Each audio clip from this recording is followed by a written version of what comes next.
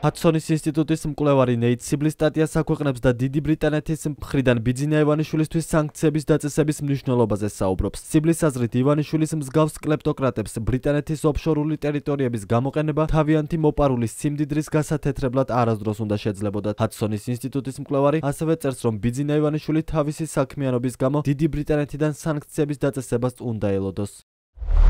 როგორც ბრიტანეთის ზღვის იქითა ტერიტორიებს ამ კუნძულებს მოეთხოვებათ სანქციების აღსრულება კომპანიებთან ნებისმიერი ტრანზაქციის აკრძალვით და მათ საკუთრებაში არსებული აქტივების გაყინვით. ივანიშვილის მსგავსი კლეპტოკრატები იშვიათად არიან ისეთი სულელები, რომ ყველა კვერცხი ერთ კალათში შეინახონ. ნაკლებად სავარაუდოა, რომ საზღვარგარეთ მისი ფინანსური აქტივები ვირჯინიის კუნძულების ან კაიმანის საბანკო ანგარიშებზე იყოს, მაგრამ განლაგებულია სხვა იურისდიქციებში, მსგავსი სუსტი ზედამხედველობით, მაგრამ უკეთესი ფინანსური სექტორებით.